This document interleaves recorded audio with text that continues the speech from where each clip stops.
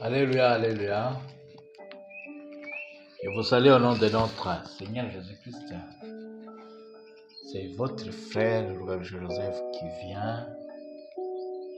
revient encore pour la parole de Dieu. Aujourd'hui, c'est la Pentecôte. Nous allons parler de la Pentecôte.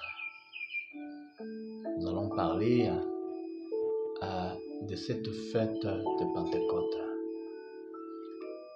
Après-demain, ce sera la Pentecôte. 50 jours après la Pâque. Des grandes fêtes d'une grande signification dans le monde chrétien. Avant de commencer, lisons d'abord les Saintes Écritures. Actes, chapitre 2, du verset 1er. Et on va continuer. Les jours de la Pentecôte, ils étaient tous ensemble dans le même lieu. Tout à coup, il vint du ciel un bruit comme celui d'un vent impétueux et il remplit toute la maison où ils étaient assis. Des langues semblables à des langues de feu leur apparurent, séparées les unes des autres, et se posèrent sur chacun d'eux. Et ils furent tous remplis du Saint-Esprit et se mirent à parler en d'autres langues, selon que l'Esprit leur donnait de s'exprimer. Amen, amen.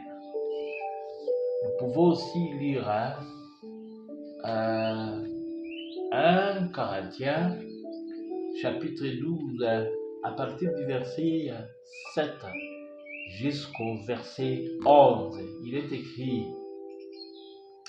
Oh, à chacun la manifestation de l'Esprit est donnée pour l'utilité commune. En effet, à l'un est donnée par l'Esprit une parole de sagesse, à un autre une parole de connaissance, selon le même Esprit, à un autre la foi, par le même Esprit, à un autre les dons de guérison, par le même Esprit, à un autre les dons d'opérer des miracles, à un autre la prophétie, à un autre les discernements des esprits, à un autre la diversité des langues, à un autre l'interprétation des langues.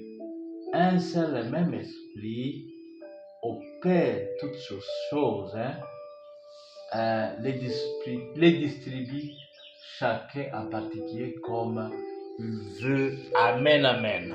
Je vous invite, venez, partageons la parole de Dieu avec vous. Nous allons parler de la Pentecôte. Nous avons parlé de la Pentecôte. Quand on parle de la Pentecôte, je vois ces jours-là où les disciples de Jésus-Christ étaient au grand rendez-vous de recevoir le Saint-Esprit. Jésus avait promis aux disciples de leur envoyer le Saint-Esprit ces jours de Pentecôte.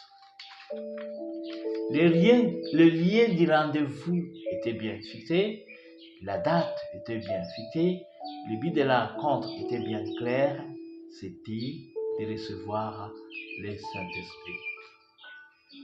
Le Saint-Esprit, mais cette fois-ci, exprimé en termes de dons du Saint-Esprit. Je veux dire, l'expression claire du Saint-Esprit, ce sont les dons du Saint-Esprit. Nous aussi, nous célébrons la fête de la Pentecôte. Pour ceux qui ont reçu Jésus-Christ un sauveur et qui ont déjà reçu le Saint-Esprit et les dons du Saint-Esprit, que cette fête vienne renforcer la sécurité de cette acquisition, ce que nous avons déjà, ce que nous avons acquis. Mais pour ceux qui n'ont pas encore eu les manifestations du Saint-Esprit dans leur vie, qu'ils se préparent conformément à la parole de Dieu, d'expérimenter le Saint-Esprit dans leur vie pendant cette période chaude de la Pentecôte. Qu'est-ce que je veux dire à ceux qui attendent? Il y a trois choses. Comme les dons du Saint-Esprit sont de trois catégories, je parle de ces dons qu'on rencontre dans 1 Corinthiens chapitre 12, sont de trois catégories. Nous avons aussi trois attentes. La première attente, la révélation. La révélation, le Saint-Esprit nous donne la révélation divine. Ici, je fais allusion à ces trois dons dits, dons de révélation. La parole de la sagesse, la parole de la connaissance et les discernements des esprits. La deuxième attente, nous attendons la puissance. Ici, je fais allusion aux dons de puissance qui sont les dons d'opérer les miracles, les dons de guérison et la foi. Je peux dire que ces dons ont un dénominateur commun qui est la foi. Ces dons, pour qu'ils puissent entrer en action, ils ont besoin de la foi.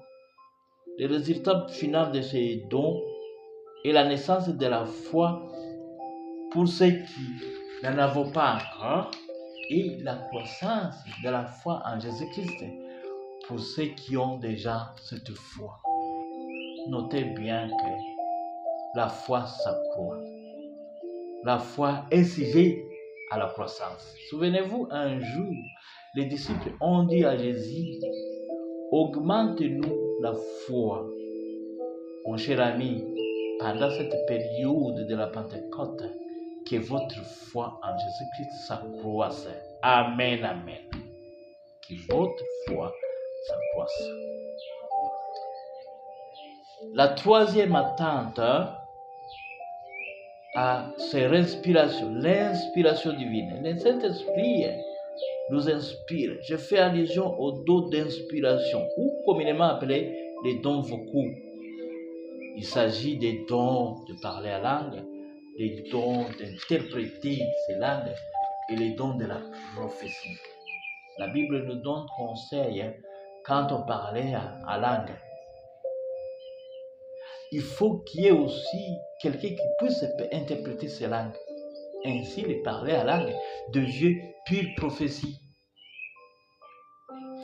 Le dénominateur commun de ces dons d'inspiration, c'est la prophétie.